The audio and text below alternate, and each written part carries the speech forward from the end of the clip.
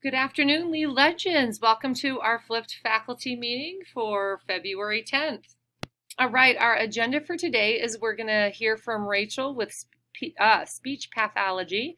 We're going to talk a little bit about scheduling. We're going to talk about mid-year reviews, testing, our 5D process review, the 6C learner profile and the SLO, our 4 houses for next year, which will be a part of our MTSS, our February break, and then we're going to have Harry talk to us a little bit. A speech-language pathologist is an expert in communication. Our job is to evaluate, diagnose, and treat speech and language disorders throughout the lifespan using research and evidence-based practice. We treat problems including speech sounds, or how we say sounds, expressive and receptive language, which is how we understand as well as how we communicate our thoughts to others, literacy, social communication, or the verbal and nonverbal interactions we have with others, voice, fluency, cognitive communication, which includes memory, attention, problem-solving, organization, and other thinking skills, as well as feeding and swallowing.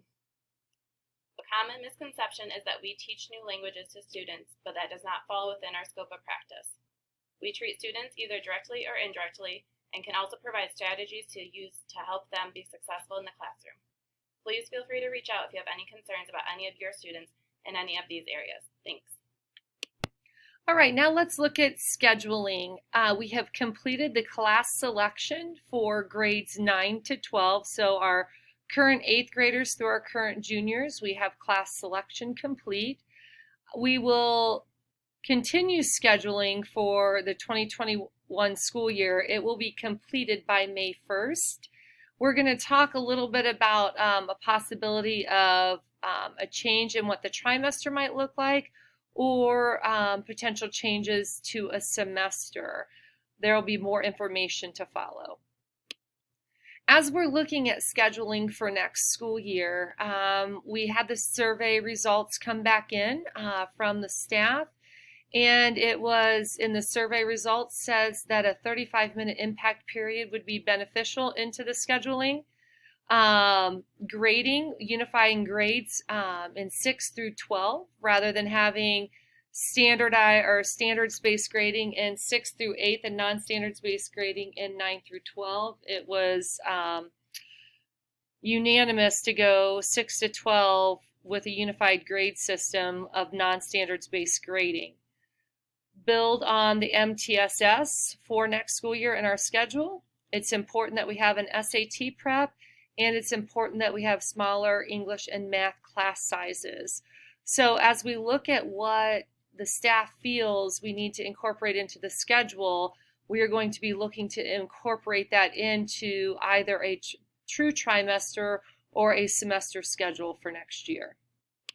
All right, so once again, we're going to be creating a semester schedule and a trimester schedule that we will present at the March staff meeting, and then we will survey the staff to get feedback on which route we feel would be best for students. With our scheduling, we want to zero in on the freshmen. Freshmen that are not on track after their freshman year, data shows that they have an 18% chance of graduating. So it's important that when we are thinking about our scheduling for next year, that they are our main focus, because once they're successful their freshman year, then we know in 3 years that they have a higher probability of graduating. All right, so once again, we're going to look at a true trimester or a semester for next year. We're going to incorporate into the trimester and the semester schedule for the staff to take a look at. We're going to have a 35-minute impact. We're going to be looking at unifying grades in grades 6 to 12. We're going to have MTSS built in with a 4-house system, and each house would be a legend, since we are the Lee Legends. 6th through 12th grade will provide expanded summer learning opportunities. In grades 9 to 12, we're going to increase service learning, and we're looking at work-based learning that will be an option or opportunity for our juniors and seniors. We'll have incorporated an SAT prep and an M-STEP prep for our juniors. Our number one goal is 100% of our students will be on a path to a certification or college completion. So in revamping the trimester and or creating the semester, that is our number one goal. Once again, that's 100% of our students we want on a path to either a certification or college completion. Once again, at the March staff meeting, we'll have a teacher survey that you will choose either the semester or trimester, what you would feel would be best. But once again, the areas that I shared prior to will each be incorporated into the trimester and the semester schedule so that you can take a look at that and vote on what you feel would be best for our students.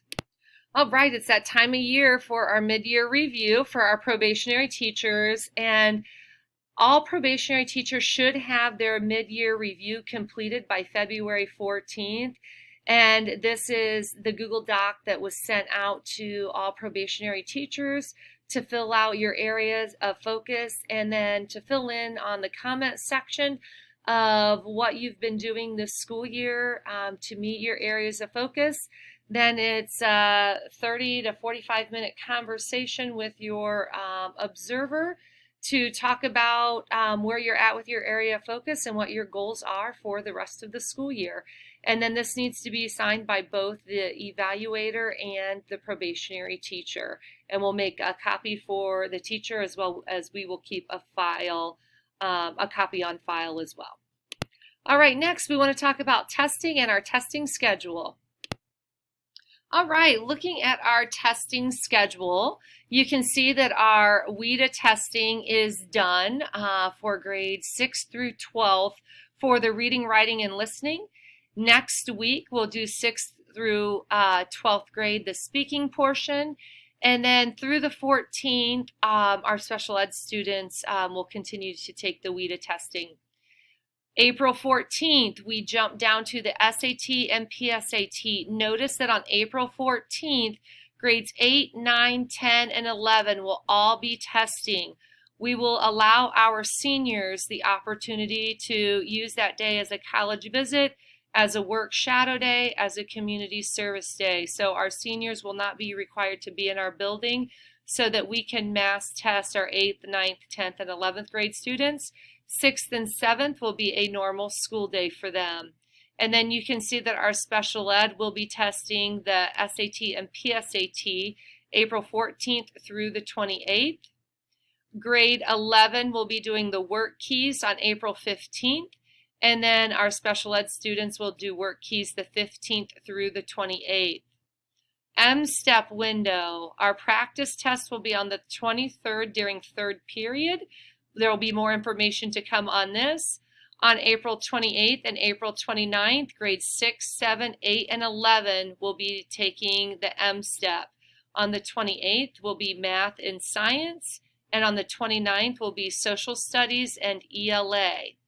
And then our final round of testing is for our AP students. AP US History will test on May 8th, and AP Spanish will test on May 12th.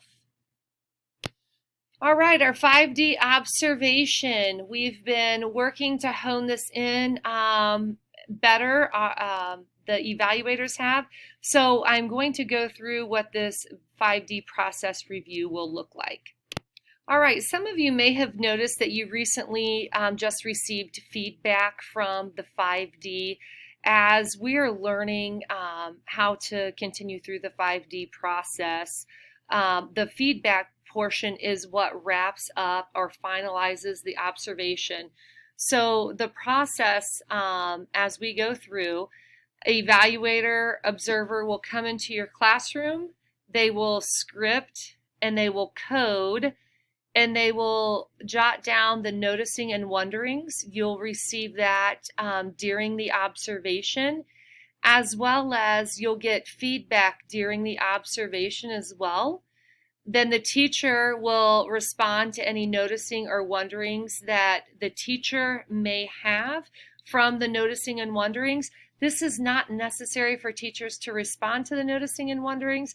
It's more of a reflection piece for the teacher about information that the evaluator or the observer saw in your classroom. And then within 24 to 48 hours after the observation, the teacher will meet briefly with the evaluator just to kind of discuss the focus area and the targeted feedback for the evaluation, because we know that as educators, we're all trying to hone our craft in, and we want to see where we can improve. So that is the overview of what the 5D observation process will look like. All right, this is Carol Lautenbach talking with you today about the SLO process, especially about the part of the process that has to do with the 6C learner profile. So the state requires that 40% of your teacher evaluation be based on student growth, and the district, in collaboration with the association, has determined that 20% of that will be based on traditional measures like MAP scores or MSTEP scores, unit assessments, and Candy will let you know, or Jim will let you know, what assessment you'll be using for that 20%.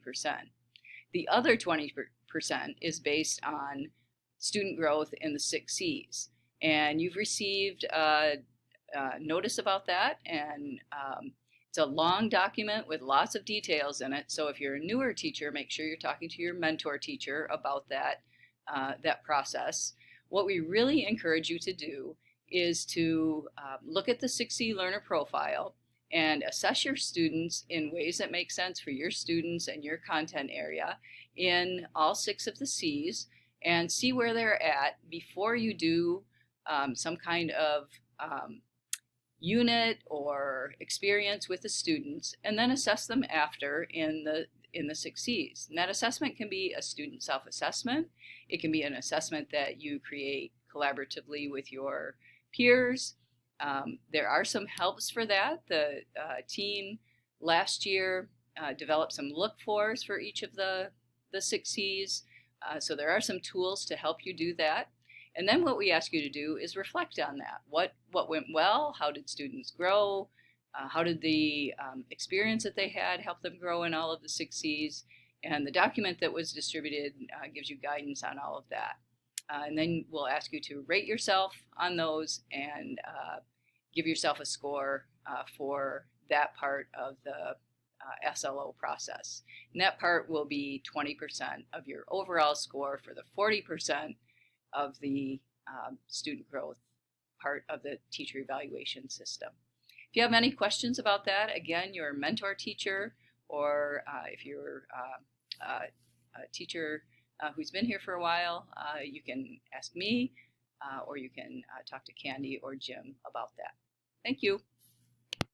Just a friendly reminder that February break is right around the corner. We have a half day on Friday, February 14th, and no school on February 17th.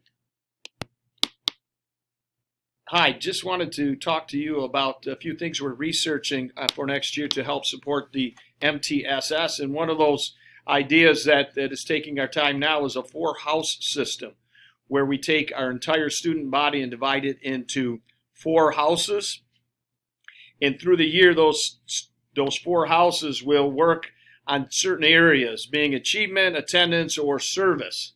And those will be monitored weekly and have several different components to them, such as community service, attendance and academic incentives, and peer-to-peer tutoring.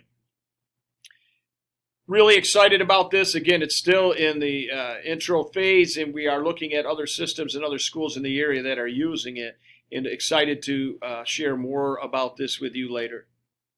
Well, that wraps up our flipped faculty meeting for today. Please make sure you log on to the Padlet and write any questions or concerns that you may have, or any feedback that can help make our flipped faculty classroom a little bit better. Have a great day.